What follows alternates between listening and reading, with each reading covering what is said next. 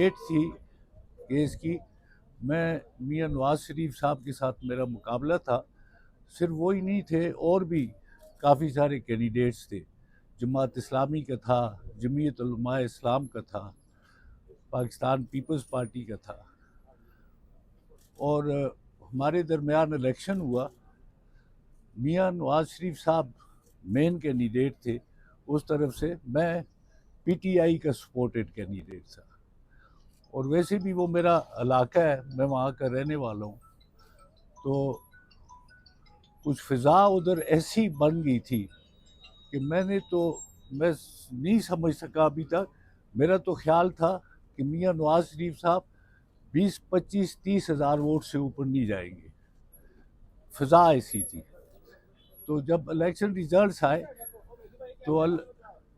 Results आए तो खुदा के फजलो करम से मैं लगभग 25 हज़ार वोटों की लीड से जीत गया। अब वो उन्हें यकीन नहीं आता कि वो हार भी सकते हैं। आप एक दूसरी जगह पे आके इलेक्शन लड़ते हैं और लोग वहाँ पे रहने वाले भी इलेक्शन लड़ते हैं, तो नेचुरली उसका भी फर्क पड़ता है। और दूसरा, पीटीआई एक बड़ी मजबूती से वहाँ, मतलब उनका एक क्लाइमेक्स है, लोगों की हमदर्दी है उनके साथ। तो हमारे जितने लोकल लोग भी थे वो पीटीआई के साथ मिल गए और उन्होंने मुझे वोट कर दिया। अब वो इस बात को तस्लीम नहीं करते। मैं तो समझता हूँ कि मियां नवाज शरीफ साहब को ग्रेस दिखानी चाहिए। वो एक बड़े लीडर है, पाकिस्तान के 3 दफ़ा के वज़ीर आज़म हैं। उन्हें यह भी सोचना चाहिए कि वो हार भी सकते हैं, वो इनविंसिबल नहीं है, वो भी हमारी तरह के इंसान हैं। तो इलेक्शन में तो हार जीत लगी रहती है, लेकिन चूंकि वो हार के आदी नहीं है तो वो इस बात को तस्लीम नहीं कर रहे। बहरहाल अब वो इसमें इलेक्शन कमीशन में आए हुए हैं। अब एक समरी ट्रायल होती है इलेक्शन कमीशन में। तो अब देखते हैं मुझे फॉर्म 47 भी मिला हुआ है और आरओ ने अपनी रिपोर्ट भी जमा करा दी है। और 48 और 49 का प्रोसेस जो है उन्होंने यहाँ आके रुकवा दिया है। तो अल्लाह करेगा, क्योंकि वहाँ पे बड़ा फेयर इलेक्शन हुआ है। बल्कि दुश्वारी हमें थी, मियां नवाज शरीफ साहब के तो लिए सारी इंतज़ामिया काम कर रही थी, सारे जो गवर्नमेंट मशीन है वो लगी हुई थी।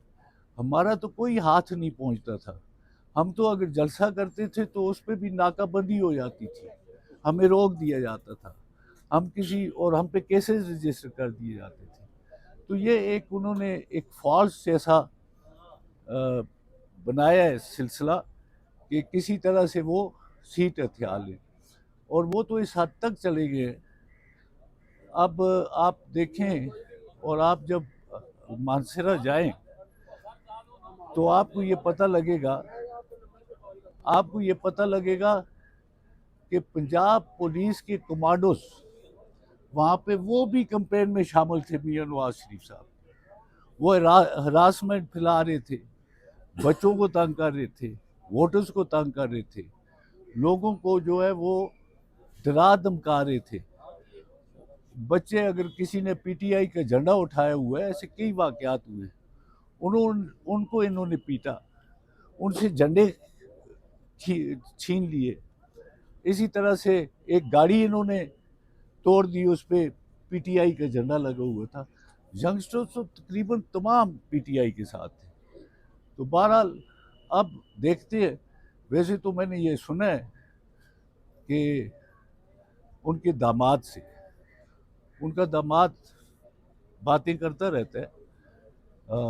उसे बड़ा फ़ख्र है कि वो 3 दफ़ा के वज़ीर आज़म साहब का दामाद है, बहुत बड़ा आदमी है। लेकिन जो उसकी हैसियत मानसरा में है वो आप लोगों को नहीं पता। यहाँ पे तो लोग नवाज शरीफ के नाम से उसे जानते हैं, और वो जो मेंबर भी जो बना वो उनके नाम ही पे बना। एक दफ़ा पंजाब में, एक दफ़ा उधर, और एक दफ़ा उसका भाई बना।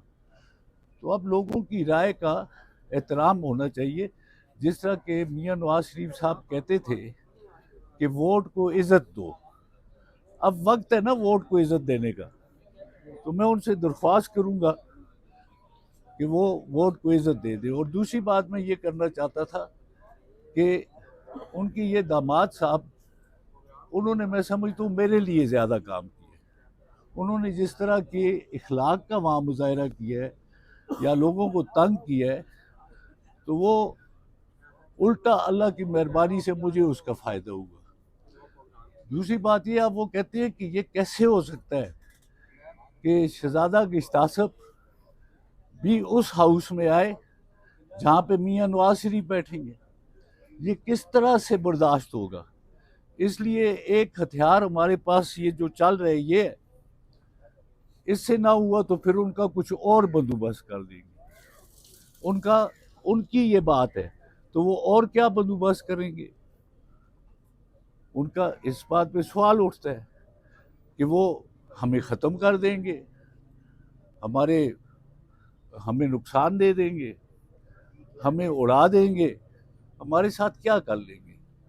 वो भी उस इलाके के रहने वाले हैं, हम भी उस इलाके के रहने वाले हैं। वो तो पहचान उनकी तो उधर है, मानसरा तो उनकी पहचान का कोई बात नहीं है।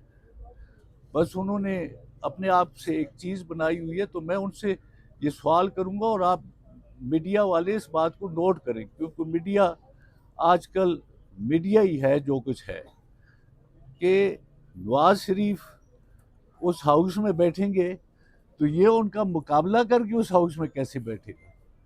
हम इसे नहीं बैठने देंगे किसी सूरत। मैं तो समझता हूँ कि ये हाउस जो है ये पाकिस्तान का एक अदारा है और ये जमहूरी अदारा है। इसमें कोई किसी को रोक नहीं सकता। अगर उनका बस चला तो मुझे रोक ले, मैं भी देख लूँगा। Thank you very much.